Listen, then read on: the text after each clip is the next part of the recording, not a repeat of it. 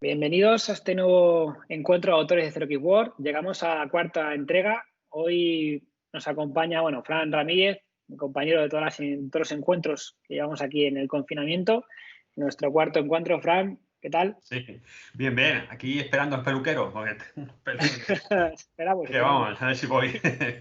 Y luego, tenemos también, nos acompaña Ángel Álvarez y Valentín Martín. Y bueno, pues ellos son autores de dos libros, ahora nos contarán un poco. Y la temática un poco que hemos elegido hoy para hablar con ellos es un poco la seguridad ofensiva, la seguridad defensiva. Cada uno representa, o cada uno de sus libros representa una temática diferente. Y un poco también hablar un poco de cómo es la seguridad actual, ¿no? En el mundo de la ciberseguridad, cómo era hace unos años. Podemos hablar con Ángel del tema de más orientado a Windows, podemos investigar con él, ¿no? Y atacarle casi para que nos cuente lo máximo posible sobre Windows Server 2016, 2019, que está aquí ya. Y luego con Valentín, pues el otro extremo, ¿no? La parte más ofensiva, aunque Valentín también sabemos que maneja la parte del hardening en sistemas, por ejemplo, GNU Linux, que tiene ahí un dominio amplio, pero hoy viene para hablarnos sobre todo de la parte de ataques a sistemas Windows, ¿no? Entonces veremos cómo Ángel nos va a defender y con Valentín vamos a atacar. Entonces, Fran, te doy paso a ti y Vale, continuamos. vale, pues nada, pues Pablo, muchas gracias. Bueno, en esta nueva edición de estos talks que tenemos con Zero X Word, pues nada, tenemos a Ángel y a Valentín. Eh, los dos son expertos en entornos Windows. Yo me he peleado mucho con Windows a nivel de trabajo empresarial. He trabajado con sistemas operativos de Microsoft toda la vida y también con Azure. Y le tengo especial cariño a Windows Server 2016 porque fue con el que más me he peleado, ¿no? Y con el que más he trabajado. Y creo que quizás es el mejor de todos, ¿no? Creo que Ángel lo conoce bien, ese sistema operativo, ¿no? Entonces, bueno, sin más dilación, mejor que os presentéis vosotros, ¿vale? Y nos indiquéis un poco cuáles son vuestros libros y de qué hablan, la temática. Así que, nada, Ángel, si quieres comenzar tú, por favor. Vale, pues un placer estar aquí con vosotros. Yo soy Ángel Álvarez Núñez. Trabajo como consultor independiente y también en la parte de instructor de tecnologías, principalmente de Microsoft. Y trabajo, pues bueno, con Windows Server, trabajo con System Center, con los últimos años también en la parte cloud con Azure. Y bueno, soy el autor del libro Windows Server 2016. Y cuando Pablo me comentó pues la idea de escribir el libro, de iniciar el proyecto de Windows Server 2016, pues la verdad es que era un desafío, porque el libro anterior de 0x Word, de Windows Server 2012, tenía muchos autores, cada autor había escrito una parte del libro y Windows Server 2016 pues tenía la verdad que bastante tema, bastantes cosas de las que yo quería hablar, de que quería reflejar un poco en ese libro y sobre todo, aparte de centrándonos principalmente en la seguridad y centrándonos también en las novedades de la versión de Server 2016, sobre todo hablar también de muchas tecnologías o muchas partes del libro que yo en mi experiencia profesional como MCT, como trainer oficial de Microsoft, pues me daba cuenta que eran desconocidas por profesionales. Yo, a día de hoy me sigue pasando que muchas veces estás impartiendo formación a excelentes profesionales que no utilizan algunas tecnologías o no conocen algunas tecnologías de un servidor que llevan utilizando tiempo.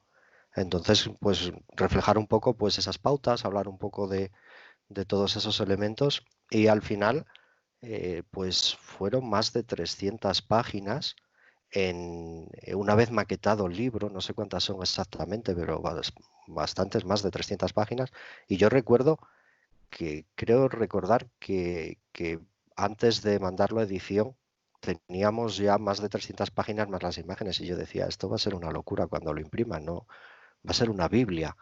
Y luego los chicos de maquetación en 0x Word hicieron magia ahí, y hicieron una maquetación increíble con el libro y la verdad que quedé muy contento y bueno, a que me pareció, coincido con Frank en que Windows Server 2016 es para mí es una revolución dentro de Windows Server, ¿vale? Luego si queréis hablamos con más detalle de por qué opino esto y tal, pero me parece que es un cambio de paradigma el que pasa en Windows Server 2016, sobre todo porque Microsoft aprovecha toda la experiencia que tiene en el data center de Azure y la aplica en tecnología de Windows Server. Y eso se nota mucho en esa versión, a partir de esa versión.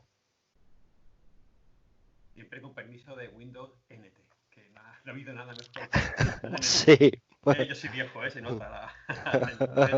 No, recuerdo que mi primer enfrentamiento con un Windows Server fue con un Windows NT y la verdad que funcionaba. En aquella época fue una revolución y sentí lo mismo con Windows Server 2016. De eso me acuerdo porque es cierto que fue una revolución, fue un cambio total, ¿no? de concepto y la verdad es que sí. Y nada, Valentín, pues te toca a ti. Bueno, pues antes de nada quiero agradecer a Pablo y al grupo de CLX World estar aquí presentes en esta charla. Y bueno, pues yo llevo más de 10 años trabajando en Indra. Directamente me llevarán al cliente, un cliente especial con unos sistemas específicos. Y bueno, pues ahí estoy administrando los sistemas, ayudándoles, asesorándoles en temas de seguridad para acreditar los diferentes sistemas que tienen. Y bueno, pues gracias a que tengo un buen horario, pues todas las tardes pues puedo dedicarle a lo que me gusta, mi pasión, la seguridad. Y bueno, pues he dado clases en muchas universidades, la Universidad de Alcalá de Henares, la UCLM, la UNIR, muchas empresas. De hecho, ahora mismo, si no hubiese sido por el confinamiento, pues estaría ahora en Vitoria dando un curso de análisis de malware. Pues, yo soy el coautor del libro Hacking Windows, que escribí junto con Pablo y Carlos García. Y bueno, ¿cómo surgió? Pues la verdad que cuando me lo dijo Pablo, yo no me lo esperaba, no me lo creía. Digo, que alguien de la categoría de Pablo me está diciendo escribir un libro con él. Bueno, mi mujer, cuando se lo dije, pues no pude dormir en varios días, como si fuese un niño. Te vas a sonrojar, te vas a sonrojar, por favor. No, es en serio, la verdad. Y bueno, y añadidos a mis problemas de salud, ya digo, la espalda, dolores impresionantes. Pero bueno, eso ya aparte. Y yo creo que todo empezó pues en una charla, en una ponencia que di en una Hackambir de Madrid, que di cómo hackear el sistema operativo Windows con el registro. Y ya pues yo creo que ahí a Pablo le dio la idea y dice, bueno pues Valentín, escribe el libro, vamos a escribir un libro. Vale. Y bueno, pues ya iremos viendo un poco de qué va y qué se aprende de él.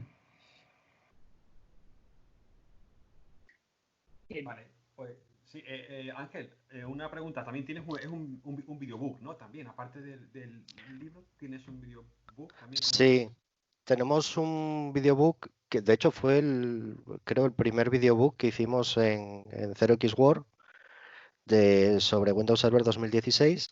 Y entonces en este videobook pues ves de forma interactiva pues las diferentes demostraciones y puedes ir viendo pues la práctica, en la realidad un poco pues cómo sería aquello que se describe en el libro, las diferentes características, las diferentes configuraciones.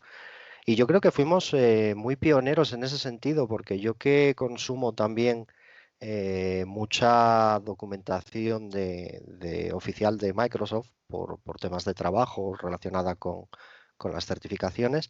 Ahora Microsoft en el propio Store están sacando videobook, entonces te sacan libro para la certificación de Azure de no sé qué, o libro para Windows Server de no sé qué. Y luego te sacan un videobook que tiene un precio, creo que $200 o así aproximadamente. Yo creo que ahí, Chema, debería ver si los royalties o el copyright, porque creo que nos han copiado el tema del videobook, desde Microsoft. Unos pioneros, Sí, unos sí. pioneros, unos pioneros. Sí, sí, sí, sí. Bueno, y yo el libro de Valentín lo tengo como referencia. Para mí lo he utilizado ese libro bastante y me parece un Yo, por gran ejemplo, cuando empecé a escribir el libro, yo me di cuenta de que primero, Windows es el sistema operativo más usado a nivel de PC, ¿vale? ¿Vale? Pocos usamos Linux, pocos usamos Mac, y digo, este libro va a ser no solo para el profesional que se dedica a esto, sino va a ser uno de los libros referentes para el que quiera empezar con esto de la seguridad, como es, normalmente la gente que quiere empezar se siente cercano al sistema operativo Windows, pues va a decir, pues mira, este libro, Hacking sobre Windows. Y la verdad es que yo por lo menos, me imagino que Pablo y Carlos, que son mis compañeros con los que escribí, pues también se sienten orgullosos de lo que significa este libro para este mundo para la sociedad de seguridad. Sí, además que va directo al grano, el título es Sí. Windows, ataques, así te va Windows. Se acabó, ahí tienes, hasta luego. Bueno, yo siempre, yo di en mi primera clase en el año 2006, ¿vale? Luego hablaremos más del antes y el después, pero yo siempre, yo lo primero que les digo a mis alumnos es, si no sabes atacar, no sabes defenderte. A ver, no digo que tengas que ser un experto hacker, ¿vale? Pero sí, si tienes unas nociones de por dónde o qué van a intentar hacer para entrar a tu sistema o a tu red, pues siempre vas a la hora de configurar tu sistema de forma segura, mucho mejor que si no lo conoces. Yo siempre pongo el ejemplo, para los que no saben, de tú tienes una alarma en tu casa. Si yo ya estoy seguro, tengo una alarma.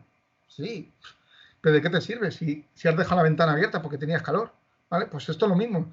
¿De qué sirve que tengas un firewall? ¿De qué sirve que tengas un antivirus? Si luego no sabes configurarlo. Pues este libro pues, va a enseñar cómo podemos encontrar los distintos puntos débiles en el que el sistema operativo puede estar mal configurado y conseguir una escalada de privilegios o acceder al sistema directamente. Bueno, si queréis, pasamos un poco a los temas que queríamos tratar con vosotros, desde diferentes puntos de vista, con vuestras opiniones, que es lo que realmente pues, más nos interesa, ¿no? Y más vamos a poder aprender. Y bueno, queríamos preguntaros un poco, lanzaros unas primeras preguntas y que os peguéis un poco ahí, ¿no? La parte ofensiva, la parte defensiva, de forma simulada. Podéis definir, o sea, definir un poco para el que nos está escuchando, lo que nos está viendo, definir qué es la seguridad ofensiva y qué es la seguridad defensiva. Empiezo yo, porque me toca a mí atacar, ¿vale? Bueno, relacionándolo con lo anterior, sí, una buena defensa es un buen ataque.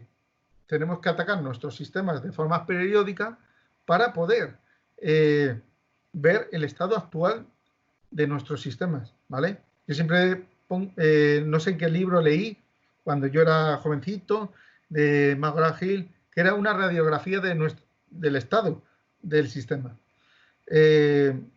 Cierto es que tú puedes creer que has configurado bien un sistema, pero no vas a confirmar hasta que no hagas una auditoría, hasta que no hagas diferentes test de penetración y sobre todo no es que lo tengas que hacer tú, sino un agente externo. Porque muchas veces, si tú conoces un sistema, crees que ya está seguro, pero no, tiene que ser un tercero el que verifique que ese sistema está seguro. Entonces, para mí, son las herramientas y utensilios para atacar y comprobar el estado de seguridad de tu equipo o de los diferentes equipos de tu red. Yo creo que al final es un poco todo muy complementario. Creo que es fundamental lo que hablaba antes Valentín, es fundamental conocer los riesgos, las amenazas, porque para implementar medidas de seguridad, lo primero que tienes que saber es qué riesgos están sometidos o están amenazando esos activos o esa parte del sistema. Y luego creo que también la parte defensiva, tú al final vas cogiendo diferentes elementos, vas fortificando diferentes elementos dentro de lo que compone un sistema, una infraestructura que generalmente es algo muy complejo. Y creo que eso muchas veces en la parte ofensiva también debería tenerse en cuenta. Y creo, de hecho, en este caso yo quiero hacer una crítica. Creo que muchas veces en la parte ofensiva eh, no se tiene suficientemente en cuenta la parte defensiva, no se tiene suficientemente en cuenta la parte de configuración. Yo muchas veces veo muchas conferencias, muchas charlas, muchas publicaciones sobre vulnerabilidades y te dicen, bueno, esta vulnerabilidad eh, funciona, pero funciona, me salto el UAC, pero cuando está en el modo normal de configuración. Es decir, no te salta realmente la fortificación del sistema, te saltas la fortificación del sistema en un estado de su configuración. Muchas veces ves técnicas, por ejemplo, que explotan, tengo esta identidad y entonces voy a iniciar sesión en otro equipo para poder hacer movimientos laterales, para ver luego una vez que tengo sesión en ese equipo, si en ese equipo hay cacheadas o puedo acceder a otras credenciales de otras identidades. Bueno, una configuración tan sencilla como no permitir que un usuario de un dominio inicie sesión más que en un equipo específico o en una serie de equipos específicos, ya te va a limitar mucho esos movimientos. Es decir, hay una serie de parámetros de configuraciones muchas veces en los sistemas que no están habilitados o no están configurados por defecto, pues igual que cualquier otros fabricantes, no solo hablamos de Windows, hablamos también de tecnología de red, por ejemplo, de Cisco, porque en muchos casos hace que esa tecnología sea mucho más utilizable. Es decir, si tú, vamos a poner por ejemplo un dispositivo de Cisco, un router o un firewall, viniera con una configuración muy estricta, pues a lo mejor resulta que muchos administradores enchufarían ese dispositivo, no podrían hacer que ese dispositivo comunicara y no se vendería. Sin embargo, el dispositivo de la competencia, que es enchufar y listo, pues resulta sí que se va a vender porque es mucho más fácil de administrar. Entonces, muchas veces esos dispositivos tienen una serie de configuraciones adicionales que van a hacer que ese dispositivo sea muchísimo más seguro, pero que también tienes que saber manejar para que no haya denegaciones de servicio, para que permita mantener los servicios que tú necesitas en producción, etcétera. Y muchas veces eh, yo en la parte de seguridad ofensiva, pues veo que falta eso, ¿no? Que falta un poco de decir, "Pues vamos a atacar el sistema, vamos a romper el sistema, pero vamos a romper el sistema cuando el sistema esté en su momento óptimo de fortificación". Entonces yo creo que ahí es lo interesante. Yo creo que lo bonito de la seguridad ofensiva, desde mi punto de vista, sería eso, es romper el sistema cuando tiene todas las características preparadas, cuando está bastionado de forma correcta, cuando está asegurado de forma correcta, y entonces en un momento determinado romper eso sí que es un hito, sí que es interesante, sí que es un desafío. Añadiendo a lo que dice Ángel, efectivamente, lo bueno es romper la seguridad, bueno, si la rompes bien, pero luego una vez que ya se ha securizado el sistema, se ha hecho el hardening correspondiente, es tener que volver a hacer una auditoría para comprobar ese estado. De hecho, lo importante es ya no, bueno, esto es más bien como mecanismo de seguridad dentro de la gestión de la seguridad, el fomentar de forma periódica realizaciones de auditorías. Es decir, que mi sistema hoy esté seguro porque se descubrieron ciertos fallos de seguridad y se han aplicado las pertinentes correcciones, es ver dentro de 3 meses, 6 meses o un año, dependiendo de la criticidad del servicio que está ofreciendo, pues tendrá que tener más auditorías o no para comprobar que el sistema sigue configurado, el sistema sigue con una robustez en seguridad adecuada. En tema de seguridad, también no solo es el sistema de que te lo ataquen, sino también elementos accidentales, que un usuario sin querer haya podido borrar algo, o formatear el disco duro que no debía, o un accidente natural, un terremoto, una inundación, y sobre todo ya no es el que alguien pueda entrar en tu sistema, sino qué se ha hecho. Es decir, han borrado la base de datos. ¿Quién ha sido? Todos los empleados calladitos. Yo no he sido. A ver, vamos a ver los logs. El sistema de gestión dice que fulanito entró a tal hora, tal, y en ese momento dejó de funcionar la base de datos, ¿vale? Es buscar una trayectoria de lo que sucede para poder decir, pues has sido tú o qué ha pasado. Y sobre todo los backups. Estamos hoy en día que vemos que el malware evoluciona de una manera imaginable. Existe el cibercrimen, que antes, a lo mejor hace 20 años, yo era tal, entraba en un sistema, guardaba el fichero, he entrado aquí para decir notoriedad, pero hoy en día es que el cibercrimen es un negocio. Una pirámide, está el jefe, los peones ahí abajo, y cada uno tiene su función. Y el problema es que, por ejemplo, el ransomware hoy en día te cifra el disco duro y olvídate de pagar, porque no sabes si incluso pagando vas a recuperar tu información. Y hay una cosa muy importante que ya se habla, el ransomware versión 2. ¿Qué es eso? Si antes te cifraban la información y si no pagas no te dan la clave para descifrar, ahora lo que hacen es robar tu información personal comprometida, que si sale a la luz y se publica, pues el daño que hace a esa persona es notorio, ¿vale? Por ejemplo, famosos que tienen fotos que no quieren que salga a la luz, ¿vale? No sé si algo queréis aportar más al respecto. Yo creo que el tema de securizar algunas cosas es muy complicado porque es la imaginación al poder. Es decir, yo creo que precisamente es un poco lo que define la mentalidad del hacker, ¿no? La mentalidad del hacker es buscar una manera alternativa de explotar la tecnología de una forma que no se había utilizado. Yo siempre me voy mucho a de los hackers, ¿no? Eh, los hackers en su origen para mí eran aquellos pioneros que eran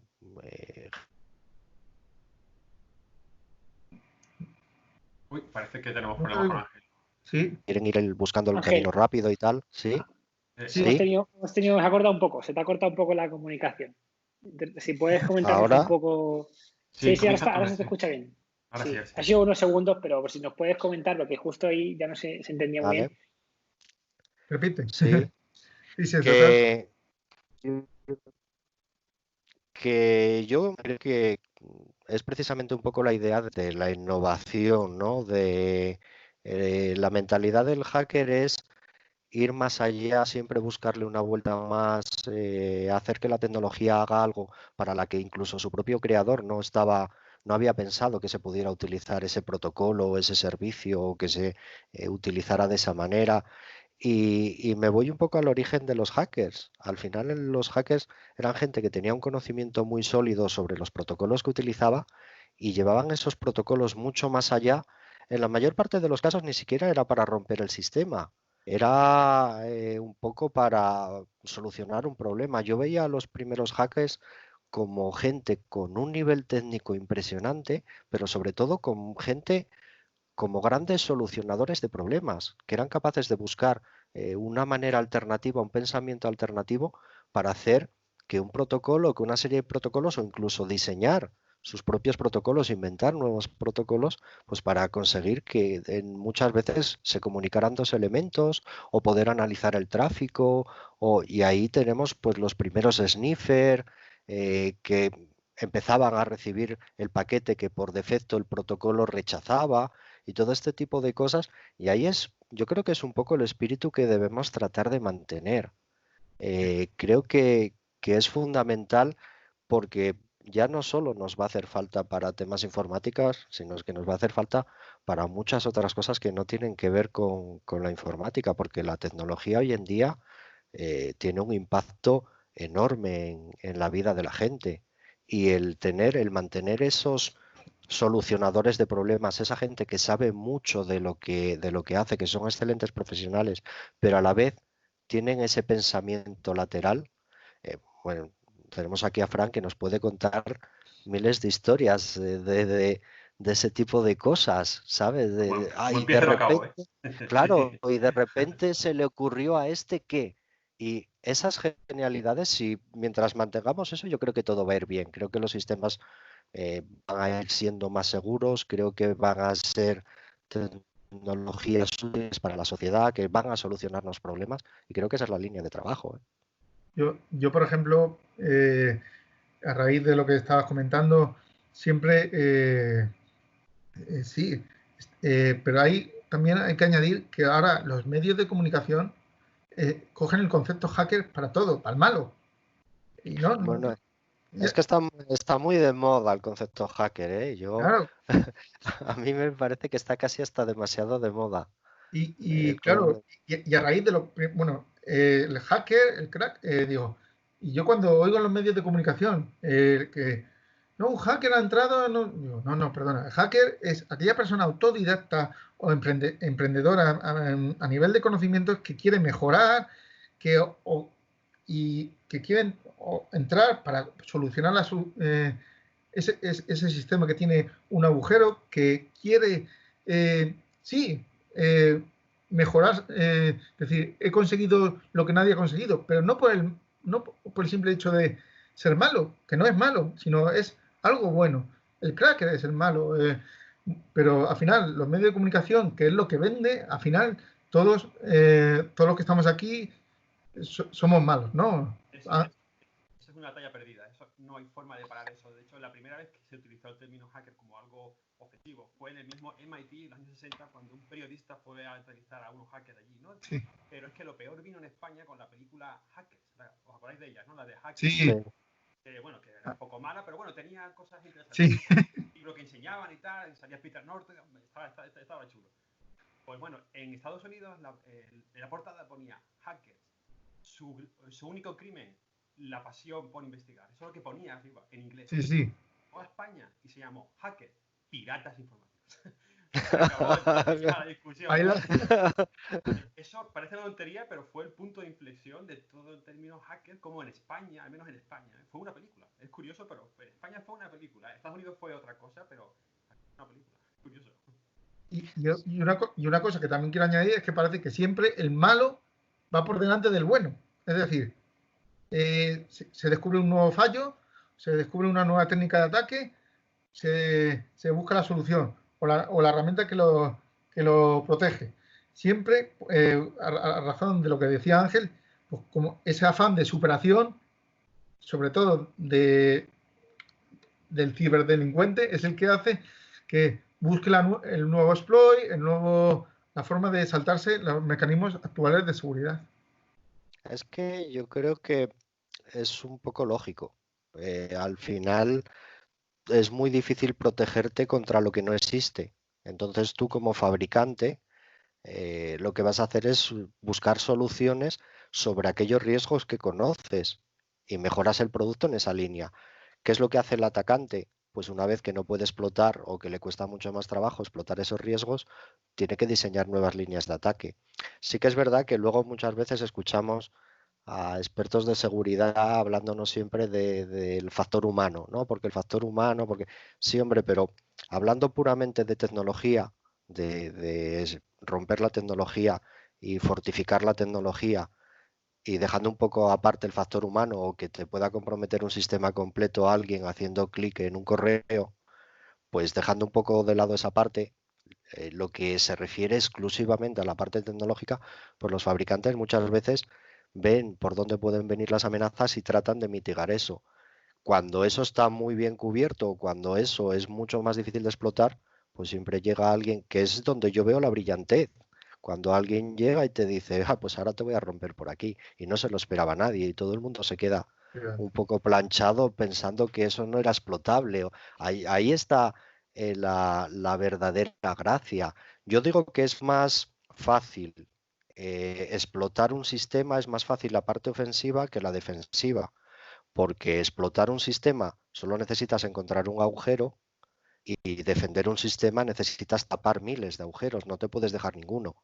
Sin embargo, cuando tú tienes algo totalmente fortificado y alguien quiere romperlo de una forma nueva, eso es muy difícil. Eso es francamente difícil. Porque al final fortificar es una cuestión de acumular conocimientos y decir, bueno, pues sé que hay este ataque, sé que se puede fortificar de esta manera. Al final es un poco como estudiar historia, ya está todo escrito. Vale, sin embargo, claro, el hacking es todo lo contrario. Sería como estudiar lo último de la física. Vamos por este paradigma nuevo y a ver qué pasa. Yo antes, ahora que he comentado lo del factor humano, eso es interesante porque no solamente el factor humano desde el punto de vista del usuario.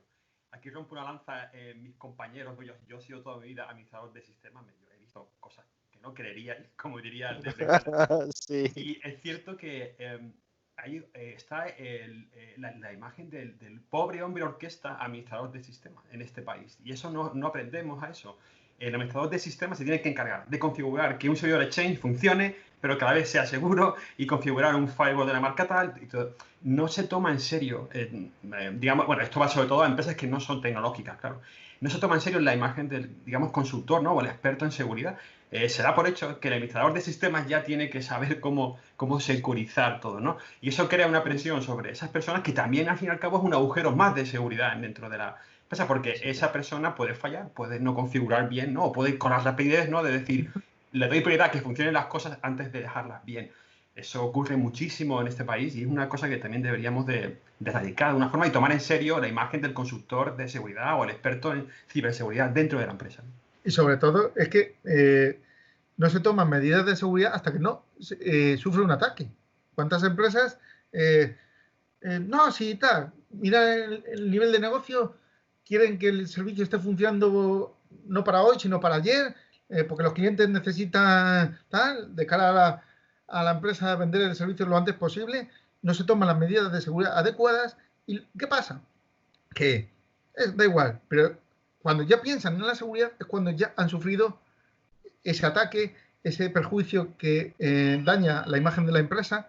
Ahí es cuando se toman las medidas. Y yo muchas veces, del día a día, a personas, incluso en empresas, que dos ejemplos, dos cosas básicas, como son las actualizaciones del sistema operativo, de los distintos software que tienen instalados, y utilizar usuarios que no son equivalentes al administrador.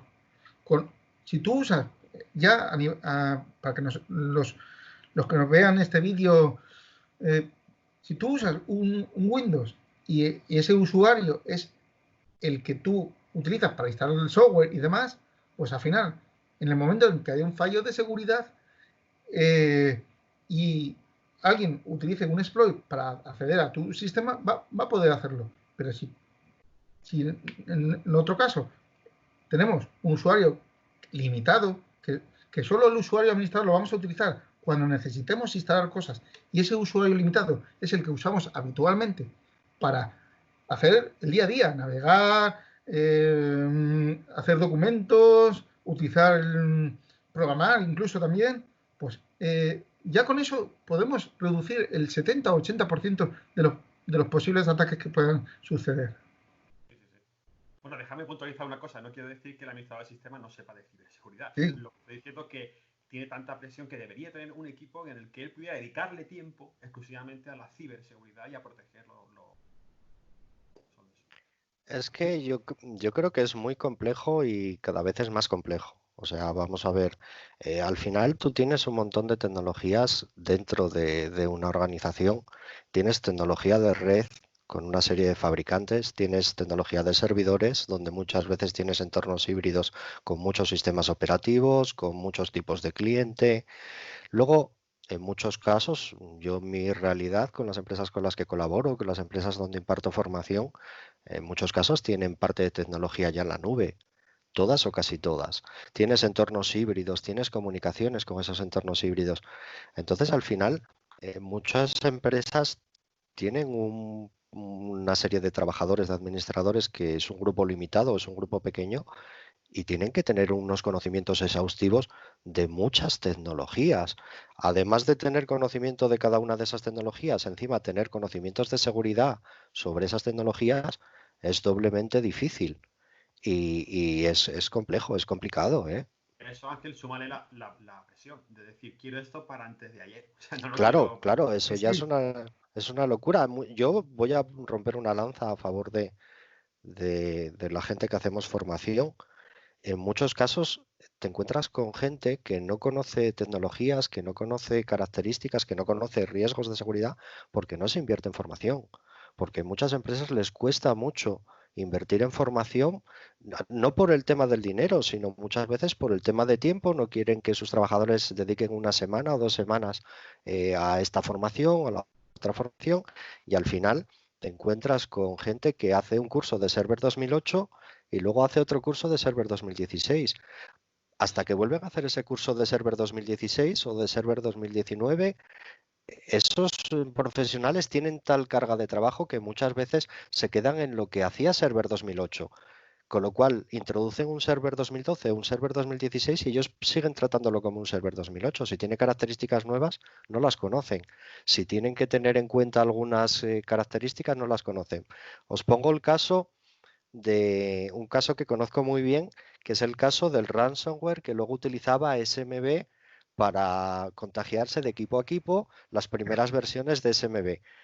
Bueno, cuando Windows Server 2016, un año antes de que Windows Server 2016 saliera, la documentación oficial de Microsoft estaba diciendo que estaban las nuevas versiones de SMB, que a partir de la versión SMB3 se aconsejaba específicamente deshabilitar mediante línea de comandos las primeras versiones de SMB porque eran vulnerables. Y era algo que estaba publicado en la documentación un año antes de que saliera Windows Server 2016. Yo lo tengo en el libro, está especificado en el libro de Windows Server 2016. Estos comandos están manejados, puedes habilitar SMB las primeras versiones que son inseguras, y cuando entró el ransomware fue escandaloso porque había muchísimas empresas donde no era una cuestión de que no hubieran actualizado, es que no habían deshabilitado una característica que era muy fácil de deshabilitar y seguían teniendo funcionalidades de SMB. No es que tuviera que dejar de utilizar los recursos a través de... Y sin embargo, en muchos casos yo creo que fue un tema de una carga de trabajo, con una carga de trabajo, llegaré mañana, y en otros casos creo que fue un tema de desconocimiento. Eso, Sí. mira, a mí, por ejemplo, me pasó con Exchange. Yo he configurado miles de Exchange. Lo que pasa es que lo he ido configurando con mi conocimiento, lo que yo aprendía. Hasta el día que vi a un experto de Microsoft configurar un Exchange y dije, lo he hecho más desde el minuto cero. Pasa mucho también como, por ejemplo, la gente dice, yo sé manejar el Word, hasta que ves a alguien de verdad que maneja el Word, y pues es algo parecido, ¿no? Hasta que no ves a un experto de verdad que te explica bien, como tú dices, el tema de formación, ese es el gran problema. No entiendes bien cómo securizarlo, cómo instalarlo correctamente. Parece muy fácil, ¿no? Como los menús suelen ser, todo interactivo, siguiente, vale, plim, plam. Parece que configurar un Windows Server es fácil, pero si no te lo han explicado bien, pues hay un Fran, problema. había un dicho que decía que cuando sales de la autoescuela, ¿no? No sabes conducir, lo que realmente sabes es mover un coche de un lado, del punto A al punto B, ¿no? Y luego con el tiempo aprendes a conducir, ¿no? Es como con la práctica, al final acabas aprendiendo a conducir. Hay gente que todavía incluso ni con práctica, pero es como necesitas práctica otro refrán que dice que la práctica hace maestros, ¿no? Al final el aprendizaje, ¿no? Ese aprendizaje que es necesario y que, como decía Ángel, que es un tema muy interesante, como decía Ángel, que muchas empresas como que son muy reacias, ¿no? a esto, ¿no? Y lo primero que se recorta es en la formación cuando la formación va al contrario, va a favor de esa cultura dentro de tu organización y ese avance tecnológico que necesitan. Interesante. Yo quería preguntaros, aquí intervenir un poco ahora, y quería preguntaros, porque como habéis sacado, Ángel ha sacado el tema de la formación, ¿cómo veis un poco la formación en ciberseguridad? Vosotros que ambos, tanto Valentín como tú, Ángel, sois docentes, sois formadores. ¿Cómo veis la formación en ciberseguridad? Pues si me dejáis empezar, yo aquí tengo para hablar rato. La verdad es que A mí me hace gracia porque, mira, yo pertenezco desde, creo, 2016 o 15 a un reconocimiento de Microsoft que es los educadores innovadores, que yo entré de casualidad en, en ese premio porque había una certificación de educadores y yo como era MCT, pues bueno, me preparé el certificado, me preparé el examen y me fui tal y vi un mundo ahí, una comunidad entera que estaba orientada más que a instructores técnicos, que es un poco lo que yo hago, a profesores de colegios. Y me presenté y me dieron el premio y luego me lo han ido renovando. Y sí que es una comunidad muy interesante porque está muy volcada en modernizar el sistema de enseñanza. Hay muchos profesores aquí en España, profesores innovadores muy interesantes en diferentes colegios, probando cosas nuevas, tecnologías nuevas, y está muy bien, pero cuando hablamos de educación, muchas veces estamos hablando de educación siempre en épocas tempranas. Tenemos un poco esa idea todavía, yo creo, aquí en España, de yo me hago hasta mi carrera, mi máster, mi doctorado y luego ya está.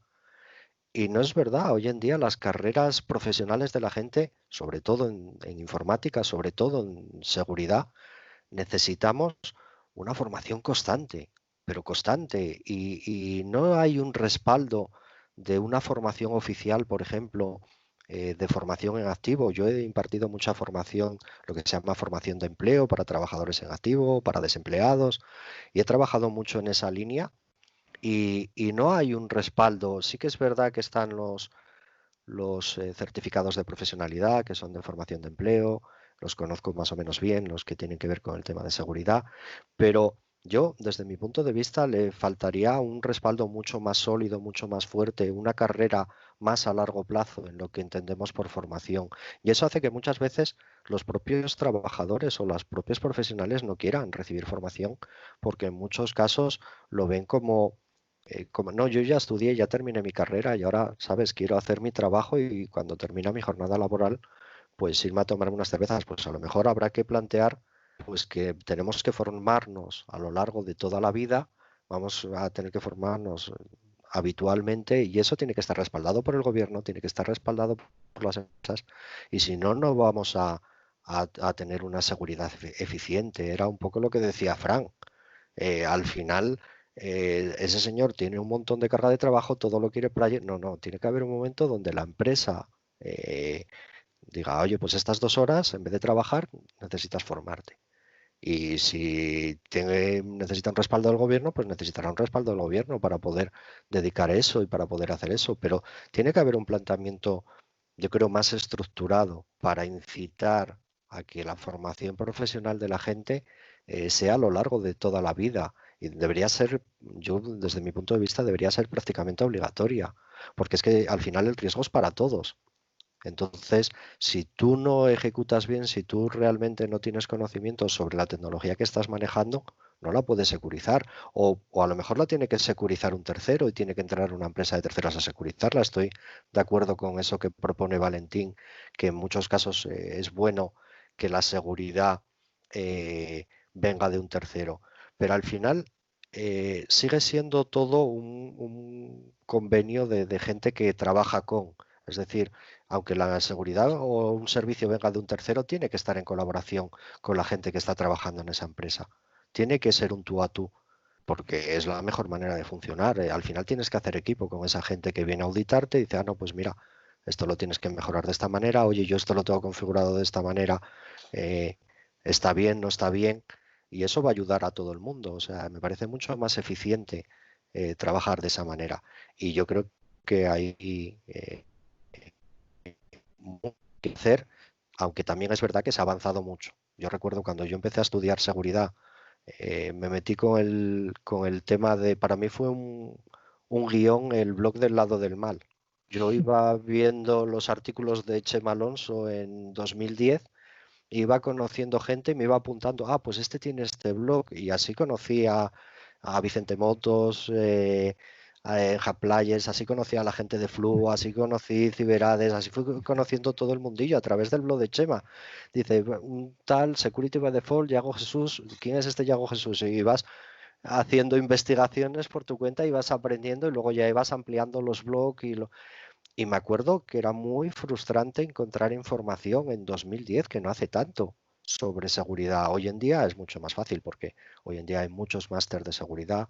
Todos conocemos los máster universitarios que están, ves los listados de profesores de esos máster y para mí hubiera sido un lujazo en 2010 hacer un máster de los que tenemos hoy aquí, ¿sabes? Ves el listado de profesores y dices tú, me los llevo a todos para mi casa y no los dejo salir hasta que me enseñen todo lo que saben. Claro, es que tienes a gente que son auténticos crack, muchos de ellos, sobre todo, por ejemplo, cuando ves muchos de los que organiza Pablo, que son autores de los diferentes libros, y dices, el tío que escribió este libro me va a dar esta asignatura, venga, firmo ya.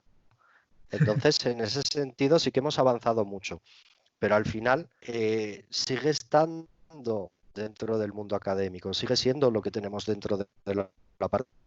Yo creo que mi crítica es que faltaría integrar la parte de formación de ciberseguridad en la parte del mundo laboral. Faltaría formación en general, pero por ejemplo a lo mejor los certificados de producto están quizás más introducidos, ¿no? Si tú quieres sacarte una certificación de Linux o de Windows, ese tipo de formaciones quizás están más integradas en el plan de formación de las empresas, pero creo que todavía falta integrar más las tecnologías de seguridad de la información y de ciberseguridad para formaciones en la parte empresa, ¿vale? No tanto quizás en el mundo académico, sino que nos faltaría que el mundo académico creo que ahora lo vamos teniendo bastante bien cubierto y sí que creo que nos falta ahí un pequeño pasito en la parte de formación profesional. Bueno, yo añadiendo a todo lo que Ángel nos ha contado, tenemos que ver que vivimos en un mundo, en el mundo de la seguridad, que es cambiante. Vamos, lo que hoy he aprendido, dentro de X meses ya hay algo nuevo. Es decir, yo creo que la seguridad, bueno, la informática en general, pero sobre todo la seguridad, avanza a un ritmo exponencial, junto con la medicina, hablando ya de otros campos que no tienen nada que ver con la informática. Yo quería contar una anécdota para que vierais. Yo estudié en la Universidad de Alcalá, ¿no? Y a mí claro, desde pequeñito me apasionaba esto de la seguridad. Y bueno, pues hice un módulo de grado superior, hice las prácticas de módulo de grado superior ahí en la universidad, conocí a los profesores, me motivaron a empezar la carrera. Y bueno, pues casualidad que se atacó a la universidad y aparecieron en los correos, el aprendiz, me he puesto todo 10, tal. No fui yo, desde luego, pues todavía no tenía los conocimientos necesarios, pero bueno, yo ya iba con mi libro de McGraw Hill ahí y dice, no habrás sido tú. Y digo, bueno, no, pero yo sí que dije, digo, bueno, a mí me gusta esto y quiero hacerlo como proyecto final de carrera. De hecho, eso fue mi proyecto final de carrera, hacer una auditoría a mi facultad. Entre otras cosas que me pidieron, montar los cimientos para un plan de un SGSI, un sistema para la gestión de la seguridad. Pero cuando yo terminé la carrera, yo di el primer curso de seguridad en la universidad. Durante mi carrera, ¿qué encontré? Pues encontré una optativa que era básicamente todo criptografía. Y me quedé, digo, ¿dónde está para entrar a los sistemas y tal? Luego otra, en la asignatura de redes. ¿Dónde está lo divertido? ¿No? Decían, claro. ¿Dónde está lo divertido? Yo le decía al profesor, oye, si quieres doy algún trabajo opcional. Y claro, pues yo lo presenté ahí, atacar a un equipo de otro, un fallo de Internet Explorer. Pero yo lo que quiero recalcar es esa evolución. Cuando yo di en el 2006 el primer curso, como yo quería darlo, que era pues las fases de ataque, desde el footprinting, fingerprinting, acceso, escalada de privilegios, acceder a los equipos de alrededor. Desde ahí, que estamos hablando del 2006, ahora Yo ya en esa época ya decía yo, alumnos, recordad esto, dentro de unos años vais a ver cursos de esto que duren un año. Ahí están los másters, hay cursos especializados, y incluso ahora me atrevo, a lo mejor no sé si me equivocaré, pero de aquí a X años, dentro de 10, 15 años, toda esta especialización, que a lo mejor tenemos un máster de un año, va a ser aún mayor. Es decir, a lo mejor va a haber un máster específico en securización de sistemas, otro en pentesting, donde incluya hacking web, hacking sobre móviles, hacking en dispositivos de red, otro sobre forense, porque cada vez... Sí, sí, Valentín, yo creo que tienes mucha razón en eso, porque yo siempre también lo he comentado con gente, ¿no? Es decir, de hace tiempo atrás, unos años para atrás, las universidades es verdad que están ahí, que aportan un valor muy importante, pero los primeros que han empezado a dar pasitos, también universidades en algunos casos, han empezado a dar pasitos a esa especialización dentro de la especialización. Siempre se ha tratado a la ciberseguridad, o mejor dicho, a la seguridad de información, que es un sector muchísimo más amplio, como una especialización, pero realmente nos hemos dado cuenta de que han pasado décadas, no, ya no es una década, son décadas, y esto se ha quedado como muy grande, ¿no? Es como, ya incluso ha salido un grado de ciberseguridad en alguna universidad. Entonces, la especialización de seguridad de información se ha quedado realmente que ya no es una especificación, es que es un sector muy grande. Y entonces, lo que tú dices, hay ciertas universidades y ciertos centros, ¿no?, de formación, de escuelas de negocio también, que han empezado a ver que esto va más allá, ¿no? Y lo que tú dices, pues te monto seguridad ofensiva, te monto de fortificación, bastionado, hardening, porque hablamos de hardening local, hablamos de clientes, servidores, nube, o sea, esto ya es muy grande, ¿no? Y entonces, esa granularidad, realmente esa especialización, lo que hace es enriquecer todavía más a todo el sector, porque el sector o la gente necesita más capacidad, más capacitación y más especialización. Y también empezamos con lo que decía Ángel. Ángel decía, las empresas necesitarán formar y dedicar tiempo a formarse porque cada vez es mayor el volumen de especialización que se requiere. No nos estamos dando, quizá muchas empresas no se están dando cuenta de eso, ¿no? Incluso muchas personas no se están dando cuenta de eso, ¿no? Cuando dicen, bueno, pues yo he hecho ciberseguridad y tal, y al final salen y dicen, ¿y qué sabes hacer? Y dices, pues tengo la visión global, ¿no? Y bueno, está bien como punto de partida, pero tienes que seguir. Hay gente que cree que con eso ya vale, ¿no? Y se paran, ¿no? No, tienes que buscar tu especialización. A mí una frase que yo creo que ya lo dije en algún encuentro, que me dijo mi compañero cuando yo era muy joven, yo soy joven todavía, yo soy muy joven, pero, pero cuando era un niño, vamos, que me dijo mi compañero Juan Garrido, mi ex compañero Juan Garrido, al cual tengo mucho aprecio, que, bueno, supongo que conoceréis, a Juanito, ¿no? Sí, de Triana, Silverjack. Silverhack, y me dijo una cosa que a mí se me quedó.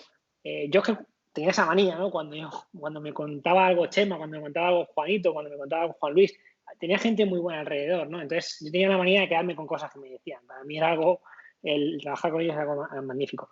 Y una cosa que me dijo es, tienes 22 años, tú mírate, haz todo lo que tú, aprende todo lo que tú quieras, mírate todo lo que tú quieras, que si quieres mirar cosas de forense, mírate cosas de forense, si quieres mirar cosas de fortificación, de hacking, de sistemas, de lo que tú quieras, aprende cosas, muchas cosas. Dice, cuando llegues a una edad te darás cuenta de que necesitas especializarte. Fijaros cómo enlazamos también con esto que comentábamos. Al final necesitas encontrar un poco tu camino, ¿no? El camino de Valentín, lo que más le gusta es la seguridad ofensiva. Él se dio cuenta en un momento determinado de su vida porque él conocía un montón de cosas. En el caso de Ángel, además yo lo estoy viviendo con Ángel, que cuando le digo, Ángel, algo de Linux, y me dice, no, yo Windows, ¿no? Es que a mí ese consejo me lo dio David Hernández, que tengo la suerte de que, bueno, aparte de compañero, hola, Davo, gracias. Aparte de compañero es amigo y tengo la suerte de tenerlo aquí en la provincia. Entonces, yo recuerdo que cuando yo me puse muy en serio con el tema de las certificaciones de Microsoft y empecé a conocer a fondo, creo que era Server 2008 y todo lo que se podía hacer con un servidor, yo le dije, bueno, Acabo de hacer 900 horas de formación de Windows Server y quiero pues empezar con ver todo esto que ahora sé hacer en Windows, a ver cómo se hace en Linux. Y me dijo Davo, no, sigue mirando cosas de Microsoft, céntrate en la tecnología, especialízate en la tecnología que todavía seguramente tienes para profundizar, para aprender muchas más cosas sobre servers, sobre System Center, sobre tecnología de Microsoft y ahí vas a ver cómo profesionalmente te va a ir mucho mejor. Y es un consejo que me dio y lo seguí. Y en vez de focalizar a lo mejor a tener conocimientos sólidos tanto de servidores Linux como servidores Windows, que además yo había empezado a trabajar con servidores Linux antes que con servidores Windows, aquí donde me veis. De hecho, sí, había montado mis primeros sistemas de backup, mis servidores de correo basados en Linux. Había trabajado con OpenSUSE, con diferentes, con Ubuntu, no sé, con diferentes versiones, sabores de GNU Linux y tal. Y bueno, estaba bien. Y de hecho, cuando yo empecé a trabajar en serio con Windows Server, pensaba que lo que pensaba todo el mundo, bueno, pues esto está chupado, ¿sabes? Encima tiene todo pantallitas, va a ser muy fácil. Y en las primeras semanas me fui dando cuenta de todo lo que no sabía de Windows Server, de todas las posibilidades que tenía, de todo lo que podías llegar a profundizar en cosas como el directorio activo, en cosas como servidores de archivos, en temas de alta disponibilidad, failover cluster. Cuando empezó, quizás Server 2008 fue el servidor que empezó a destacar con la parte de virtualización, con Hyper-V, y empezó a tener tecnología muy interesante de Hyper-V, y ya se convirtió en un producto sólido quizás en Server 2016, la tecnología de virtualización de Windows, aunque todos sabemos que quizás VMware es un poco el que lleva la batuta en el tema de la virtualización. Pero, y de hecho, por ejemplo, ahora resulta que trabajando con Azure me doy cuenta de que muchos de los servidores que se están implementando en Azure son de Linux. Entonces, y tenemos que trabajar por VAS. Entonces yo el otro día le mandé un mensaje a Davo. Digo, Davo, llevo 4 horas aquí pegándome en Azure con un servidor de Linux que estoy configurando por la CLI de Azure, pero en VAS. Así que me cago en tu leche, Davo. No te olvides tan rápido de Linux porque incluso Microsoft ha reculado un poco, ¿no? Diciendo, oye, nos equivocamos con el open source y tal. No sé, al final vas a tener que volver a aprender otra vez Linux. Cuando yo estaba escribiendo el libro de Server 2016 y de repente me meto con toda la parte de PowerShell y empiezo a ver PowerShell más profundo y de repente empiezo a ver esto es apt-get, esto es descargar paquetes de la nube y repositorios, instalar. Digo, pero esto ya está inventado. ¿Qué estamos haciendo con PowerShell con todas estas movidas? Y claro, yo recuerdo que era algo que me impactaba mucho. Y entonces, claro, ahí fue cuando empezamos a ver que efectivamente Microsoft había hecho un acercamiento a muchas líneas de pensamiento de usuarios de Linux en muchos tipos y en la nube está muy presente. De hecho, en la mayor parte de las certificaciones y de los exámenes oficiales se configuran muchas máquinas en Linux y hay muchos scripts que son en bash y muchos scripts que se configuran con comandos de Linux para máquinas virtuales en Linux y estás en la nube de Microsoft. Al final es un poco, si esta tecnología es eficiente, si esto es eficaz, ¿por qué no lo vamos a utilizar? ¿Por qué no lo vamos a integrar? Sí, yo, por ejemplo, yo siempre digo que hay que utilizar el sistema operativo para lo que es. Por ejemplo, Windows Server, pues para Active Directory, los dominios y todo eso es maravilloso.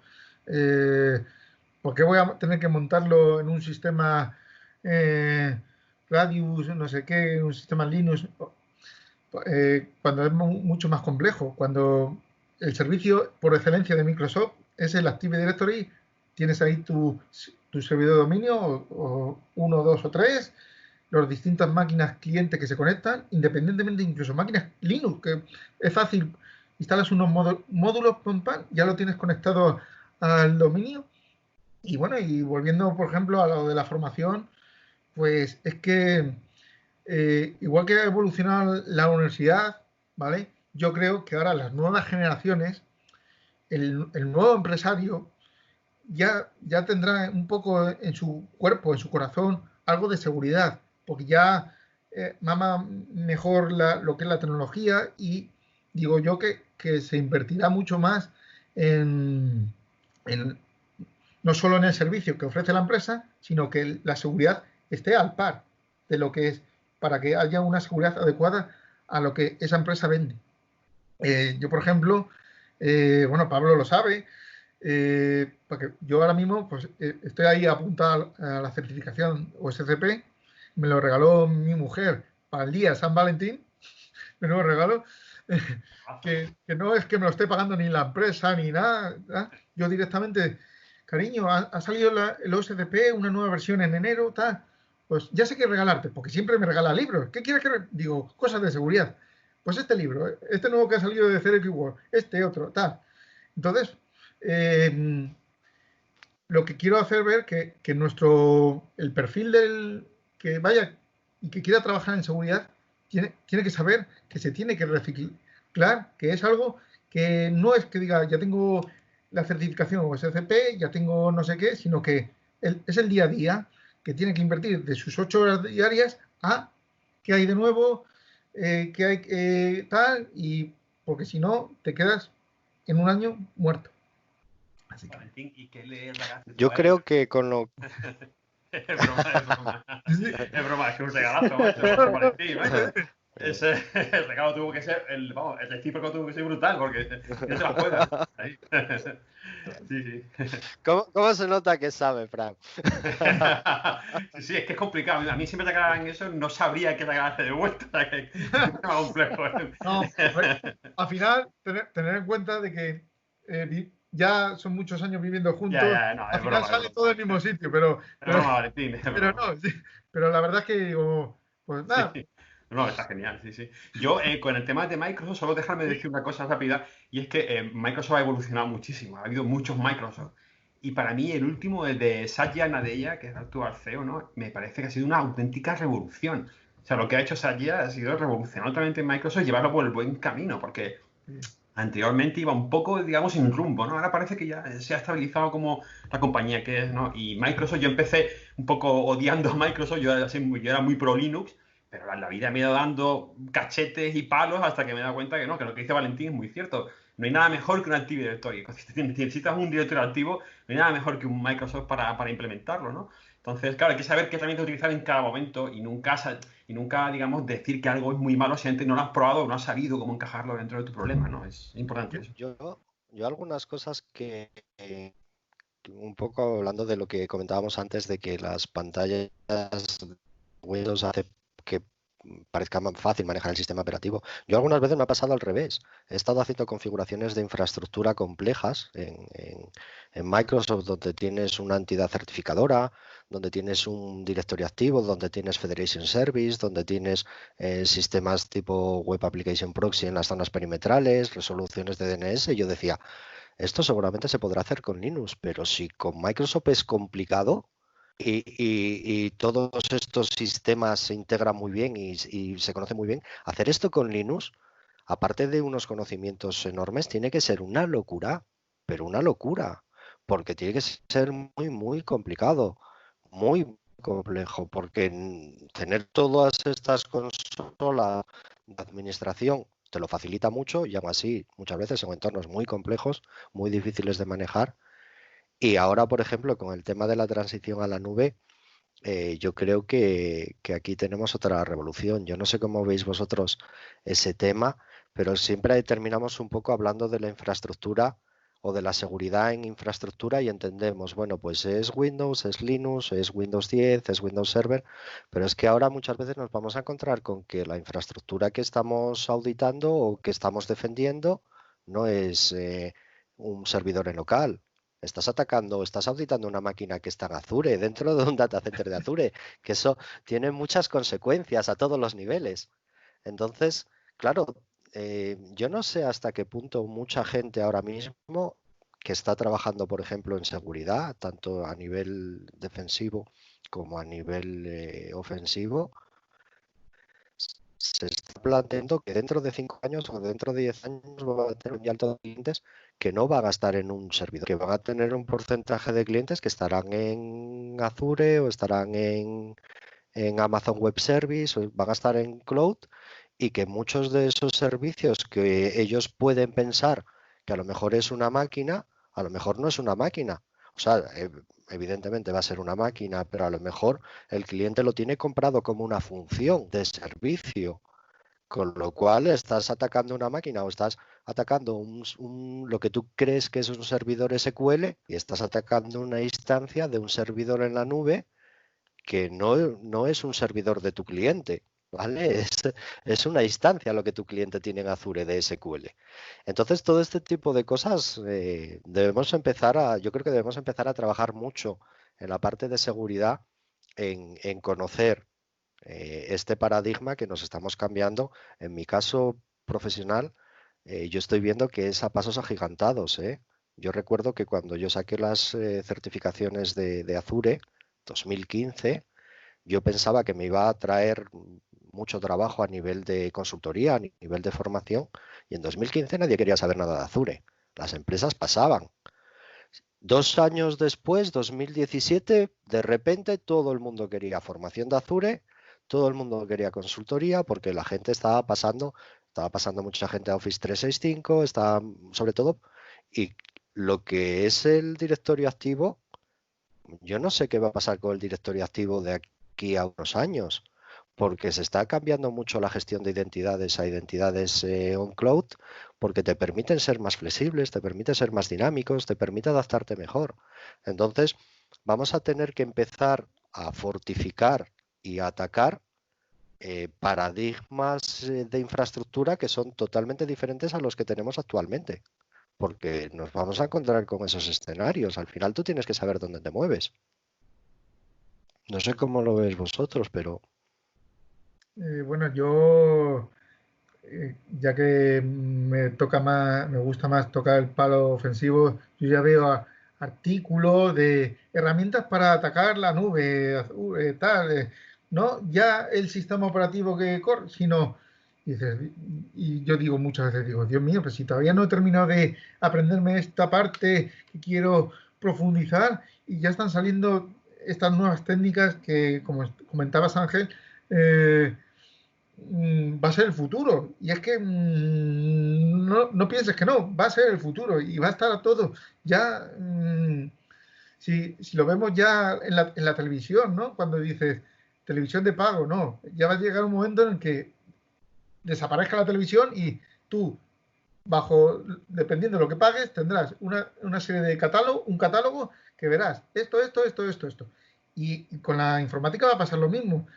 Pues la empresa X va a pagar y va a tener lo mínimo que se va a conectar a ese sitio que se llama nube y dependiendo de lo que hayas pagado, pues tendrás más servidores, menos, con más potencia, etcétera, etcétera.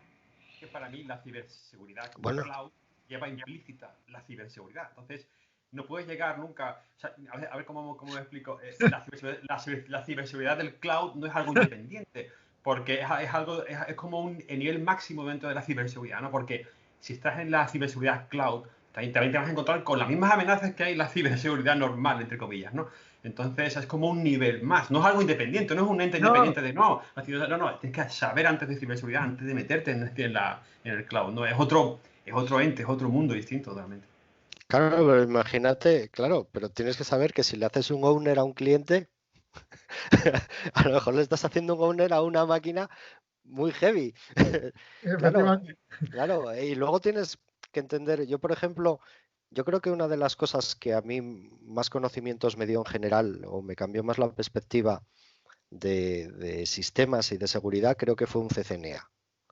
Yo cuando pasé a la parte de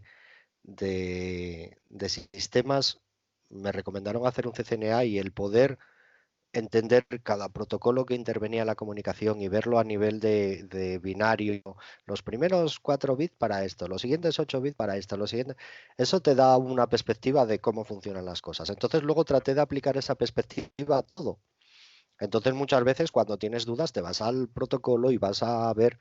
Claro, cuando tú hablas, por ejemplo, de los protocolos que se utilizan para segregar los clientes en Azure, yo hablo de Azure porque es el que conozco, no sé cómo lo hacen en AWS, pero entonces, claro, ves que hacen una segregación a base de los protocolos por virtualización que no tiene nada que ver con VLAN, ¿vale? Es otro tema diferente. VLAN trabaja a nivel de capa 2 y realmente lo que hace es etiquetar el tráfico a nivel de capa 2 y sin embargo esto es a nivel de capa de aplicación, con el tema de virtualización, con una infraestructura muy compleja que yo la manejé sobre todo porque la tienes disponible en Windows Server, entonces tuve que aprender a entender esa infraestructura, ¿no? Y el Network Controller, que es el que controla con una serie de SLBs que van a ser los encargados de distribuir y trabajas con 3 redes. Tienes una red de administración, una red de intercomunicación y luego la red de los clientes.